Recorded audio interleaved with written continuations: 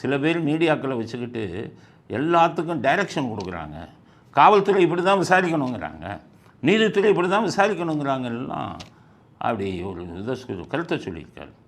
நான் நீதியரசருக்கு சொல்ல வேண்டிய விஷயம் என்னென்னா, இப்போ நாங்கள் சில கருத்துக்களை சொல்கிறோம். நான் காவல்துறையை பற்றி சொல்கிறேன், எனக்கு காவல்துறை பற்றி தெரியும், அதனால் தப்பு நடக்குதுன்னு சொல்கிறேன். நீதித்துறையில் தப்பு நடக்குதுன்னா நான் 20 வருஷம் வழக்கறிஞராக இருக்கேன், நீதித்துறையில் இந்த தவறு நடக்கிறது, இதை தடுக்கணும்னு சொல்கிறோம்.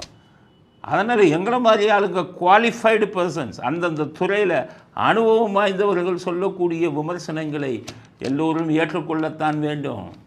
கருணாநிதி சமாதிக்கு 2 மணிக்கு இது வச்சிங்களே, ஜட்ஜோடைய வீட்டில் கோர்ட்டை நடத்துனீங்களே, நான் எதிர்த்து பேசினேன். எந்த ஏழைக்கையா கோர்ட்டில் வச்சிங்க 2 மணிக்குன்னா அது உங்கள் தவறு தானே. அப்போ உங்களை கிரிட்டிசைஸ் பண்ணக்கூடாதா, விமர்சிக்கக்கூடாதா? விமர்சிப்போம். அதுக்கடுத்தது இபிஎஸ் ஓபிஎஸ் 2 பேருடைய பொதுக்குழுவில் அவங்க தேர்ந்தெடுக்கப்பட்டது பிரச்சனை வந்தது 2 மணிக்கு நடத்துனீங்க.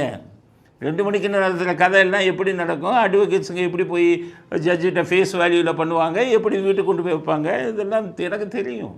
எதிர்த்து பேசினேன். அப்போது இருந்த உயர்நீதிமன்ற தலைமை நீதிபதி இனிமேல் நள்ளிரவில் யாருக்கும் கேஸ் நடத்தாதீங்கன்னு ஆர்டர் போட்டார். தவறை திருத்தி கொண்டாரா இல்லையா? அதனால் தவறை இருந்தால் நாங்கள் சுட்டி காட்டத்தானே செய்வோம். அதனால் தவறை சுட்டி காட்டுவதில் மீடியாங்கிறது ஒரு மிகப்பெரிய இது வகிப்பாங்க. அதில் குவாலிஃபைடு பர்சன், தகுதி உள்ளனவர்கள் கருத்தை சொன்னால் அதை நீங்கள் ஏற்றுக்கொள்ளத்தான் வேண்டும். இவங்க சில பேர் பிளாக்மெயில் பண்ணி மிரட்டி கோடிக்கணக்கில் சம்பாதிக்கிறாங்கங்கிற வழக்கை நீங்கள் தாராளமாக விசாரிங்க. ஏன்னா மீடியா விளைவுக்கூடாது, அதுதான் எங்களுடையது. சவுக்கு சங்கர் தப்பு செஞ்சிருந்தால் அவரை தண்டியுங்கள்.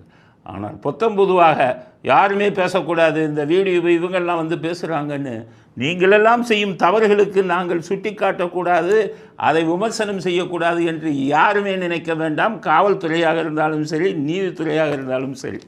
நான் எல்லாத்துக்கும் மேலே இப்போ ஒரு அரசியல் கட்சியை வச்சுருக்கேன். நான் அரசியல் விமர்சனங்களை நான் பண்ணத்தான் செய்வேன். நீங்கள் விமர்சனமே பண்ணக்கூடாதுன்னு யாருமே எங்களை எதிர்பார்க்கக்கூடாது.